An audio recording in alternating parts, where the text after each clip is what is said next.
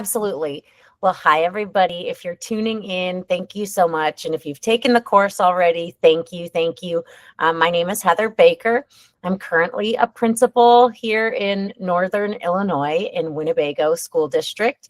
I'm a principal of a preschool through second grade building.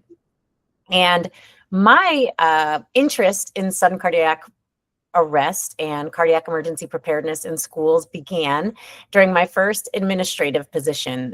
After teaching as a middle school band director for a few years, I got my master's degree and became a curriculum director of Pecatonica School District here out west of Rockford.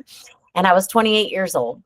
I was healthy. I was really active. I was somebody who went to the gym 5 to 7 days a week. And actually, I had been to cardiologists before. I had had an echocardiogram. I had had EKGs because of a small murmur.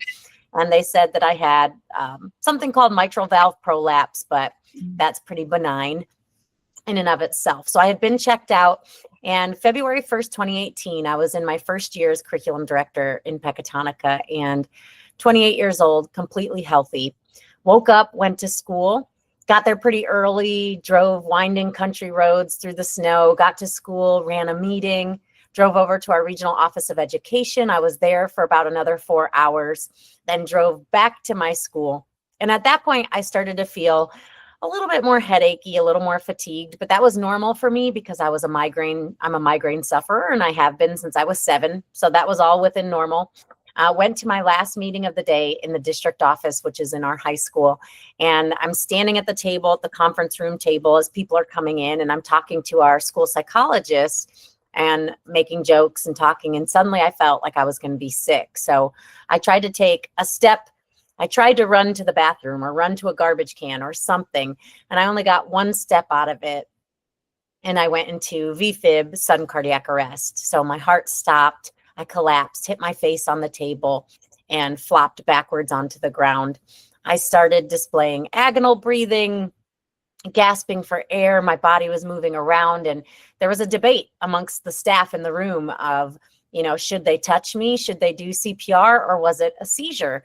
But luckily, they had had CPR training 1 month prior, and my superintendent recognized the agonal breathing as sudden cardiac arrest, and he said, I'm going to start CPR. So with about 12 minutes of hands-only CPR, they used the school's AED to shock my heart 3 times. I was placed into a medically induced coma, but then they weren't able to wake me up. So by the end of that night, beginning of the next morning, they were telling my family that likely I was brain dead. But fortunately, I did wake up and was 1 week in the hospital. I received an implanted ICD, which is a defibrillator that's within my body and will shock me if that ever happens again. And then a week after that, I was back at work. And that's all thanks to my coworkers who had been CPR trained, could identify what sudden cardiac arrest looks like, and then knew how to perform CPR and use the AED right away. So it sounds like a lot of steps, but really easy, basic things that all combine to save a life. And that's really how I was thrust into this world of everything cardiac. That is like such an incredible story. And it wasn't the school nurse at the high school, was it? Or who were the people that were there to respond? Yeah, so in our district, we had 1 district nurse. So 3 buildings, a preschool through 12th grade unit district, 3 buildings. So she was not in the building, our school nurse at that time. She did get there. Andrea McGrew, give her a shout out. Once she got there, she was assisting, but the first responders really were the superintendent and then the middle school principal who arrived for the same meeting. But Nurse Andrea did get there. But we are one of those very common scenarios in which, especially in rural districts where they don't have a nurse in every building, unfortunately. Right. Yeah. Right. I just can't believe it, from that to being back at work in 2 weeks. Like it seems like such a short amount of time for such a big event. Yeah, I've definitely talked to cardiologists since then, and I use it as a joke, like, what do you have to do to get time off in this country? Because I died and I still only got 2 weeks off of work. So that didn't work. So you can't really get out of work here. But one of the things that I think is great that the American Heart Association added to their chain of survival for sudden cardiac arrest is the mental health component and the post-survival. We are experiencing this phenomenon, which is great, that as more people are learning CPR, we are having more sudden cardiac arrest survivors. So survival rates are typically have been around 9% or under 10% since forever, pretty much. We are still around the 10% mark, but we are finding that we are getting more survivors. And with that, though, there's more attention needed to that. Now you've left the hospital and you've experienced a lot of trauma. What do you do? And not to mention the trauma that my coworkers experienced from watching me die on the floor in front of them. I always like to say that I had the easy job. I just went to sleep and I didn't know what happened. Truly, I remember feeling sick and then I was asleep and then I woke up in the hospital later. But my coworkers had to go back to work for 3 more hours with students. And so I can't imagine how they did that. And they had, I think, a much more traumatizing experience than I did. So I think it's an important part of the conversation in terms of schools too, for nurses, for anybody who is responding to a traumatic incident like this, that you have to pay attention to what comes next. Mm-hmm. And how has that been for you? Because I know that your 2-year-old, almost 3-year-old son also has some congenital heart issues. So yeah. Yes. So my son Easton is almost 3, and going back to work was one thing, and 28. I didn't have my son Easton for quite a few years later, but it was really scary going to work at first for me. And I didn't want to be different. I didn't want people to think that I was incapable or that I needed help. And so I speak a lot now to other administrators and school employees about the importance of saying, it's okay, I do need help. I have a condition, something happened, I'm vulnerable, because I just was hard-headed and I didn't listen to everything the doctors told me, admittedly. I didn't take it as easy as I should have.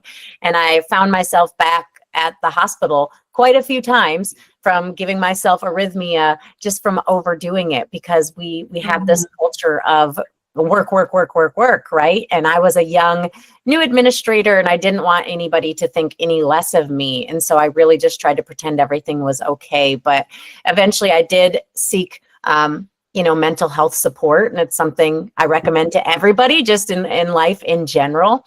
But I was back working in the room where I died 2 weeks after I died. And so that was really scary to know that at any moment it could happen again. And the unfortunate advice that I got from my healthcare provider at that time was, well, that's what you have an implanted defibrillator for. It'll just shock you. And I'm like, well, that's not cool. I don't, that doesn't make me feel better, really. right. And yeah, I dove into advocacy so quickly. So after I got back to work, I was and still am just so grateful that I'm alive. I've met way too many parents, especially of children who have lost their child at school or a school sponsored event where they could have been saved, where it was highly preventable, where just nobody knew how to do CPR, or maybe there wasn't an AED. And in a lot of cases, sadly, there is an AED and people don't know how to use it. So those families really inspire me to keep beating the drum about cardiac emergency response plans and drills in schools. But then when I got pregnant with my son, Easton, it was a traumatic pregnancy. I was followed really closely. They didn't know what would happen to me and my heart. Would I go into sudden cardiac arrest again? And if I did, and I got shocked, that could possibly kill my child, potentially. And then at 28 weeks in utero, he was diagnosed with a right ventricular aneurysm. So we were told that very few babies are born alive when they have a right ventricular aneurysm. So then the rest of the pregnancy, I was saying, stay calm. Stress isn't good for a baby. Stress isn't good for a baby. But then worried about him and me having something happen.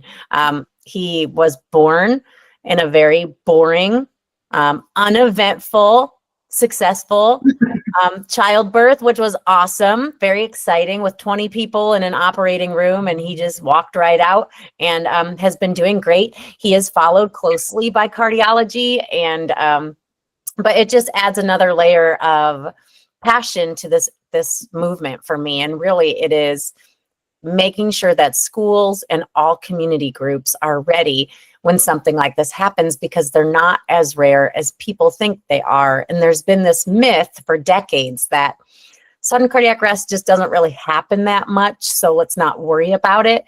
And there's also a myth that had been around that, well, really, you can't save the person's life. And we've found both of those to be untrue. Sudden cardiac arrest is happening to about 400,000 people a year outside of the hospital. Up to 20,000 of those people are children and teenagers. It's been the leading cause of death for student athletes for decades. And also, you can save their life. 70% of schools that have 70% of the time, if a sudden cardiac arrest happens in a school where they have an AED and a response plan, that victim survives. So that is great odds for sudden cardiac arrest victims. And that's why we need schools to know what to do.